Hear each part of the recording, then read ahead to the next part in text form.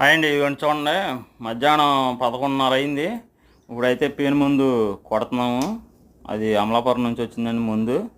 చూడండి, ఇదిగోండి పేను ముందు ఇలాగా బయట 4 వరుసలు కొట్టాలి.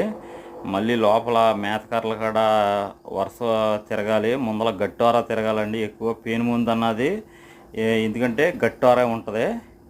90% పేను వదిలినా మళ్ళీ గట్టార ఉంటుంది కాబట్టి ముందల వరుస గట్టార అంటే కొట్టుకోవాలి. అందుకనే గట్టారు. అదిగోండి చూడండి, ఇదే పేను ముందు అమలాపురం నుంచి తెప్పించారు రాజుగారు. ఆ ముందు అలా బోట్లో వేసుకుని మామూలుగా ఇలా వాటర్తో ఫ్రెష్గా తిరిగితే బాగా పనిచేద్దండి. అలా ఎండ టైంలో కొట్టుకోవాలి. మేత ఆకు అయితే ఇంకా బాగా పనిచేద్దండి, చాలా బాగా పనిచేద్ది. మీరు కూడా అలా మేత ఆపేసి కొట్టుకుంటే చాలా కంట్రోల్ అవుద్ది. పేను ముందు అన్నది ఒకసారి వాటర్లో కొట్టుకోవాలి, మేతల్లో కలుపుకోవచ్చు. చాలా మట్టుకు కంట్రోల్ అవుద్ది. మేమైతే ఇప్పుడు ఈ బోటు మీద కొడుతున్నాం.